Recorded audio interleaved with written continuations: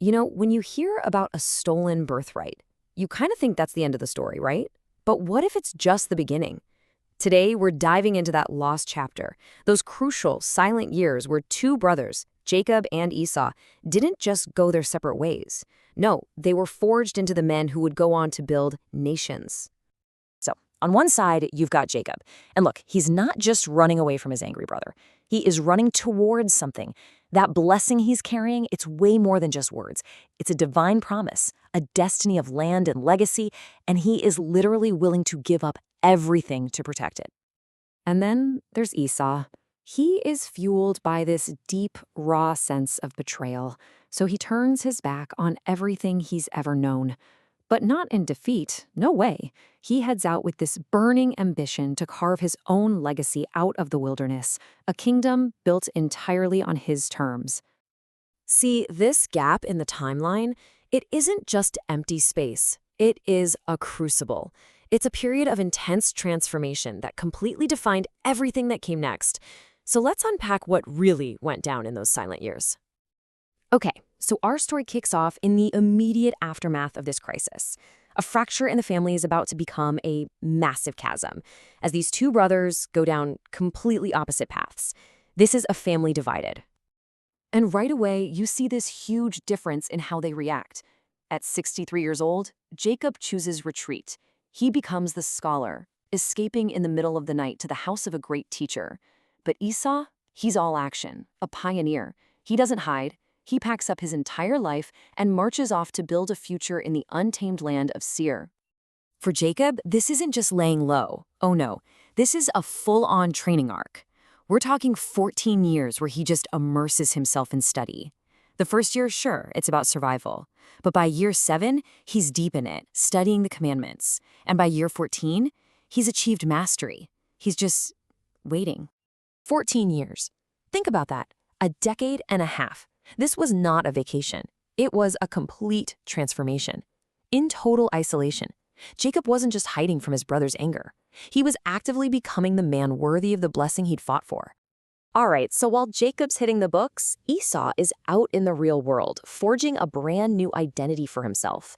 His journey takes him to the rugged mountains of Seir, where he starts building a new life and a new family completely from scratch.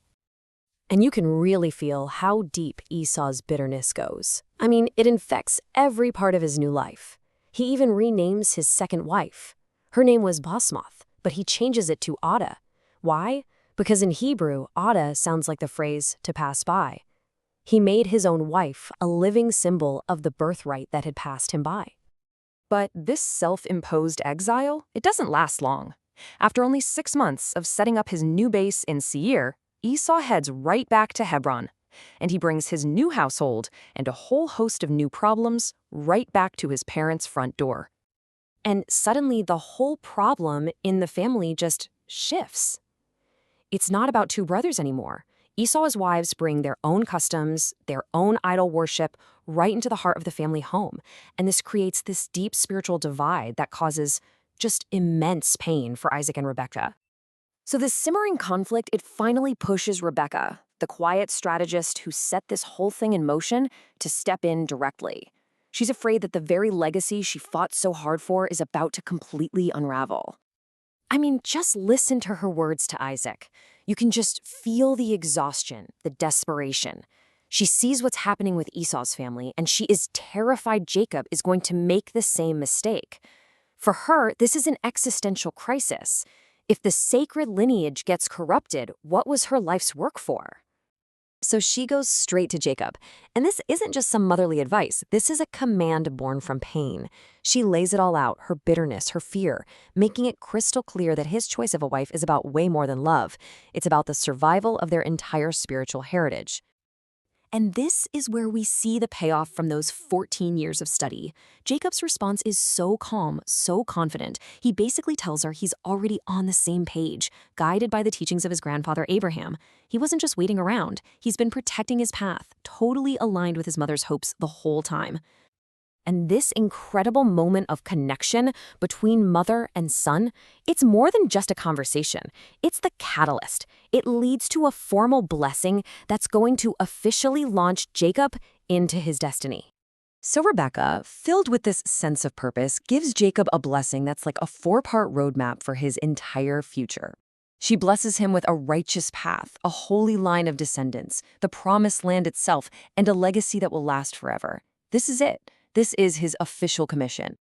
Now, while all this intense family drama is playing out, the world keeps turning, and two really pivotal events happen that are about to reshape everything, marking the end of one generation and the true beginning of the next. First, Ishmael, Abraham's first son, passes away. And his death is more than just a family loss, it's symbolic. It closes the chapter on that first generation of Abraham's heirs, leaving Jacob and Esau as the sole inheritors of that very complex legacy. And just as that chapter closes with Ishmael's death, a new one opens. Esau's wife, Adah, gives birth to his son, Eliphaz. And this isn't just a baby being born. This is the foundation stone for Esau's new nation in Seir. It guarantees that his own legacy, separate from Jacob's, is going to endure. Which kind of brings us to our final question. You have these two brothers, pushed apart by one moment, who both go on to create these powerful, lasting legacies. Jacob's journey was one of quiet preparation. Esau's was one of bold creation. So when separation leads them both to forge their own destinies, it really makes you wonder, was either path truly wrong, or were they just two different sides of the same epic story?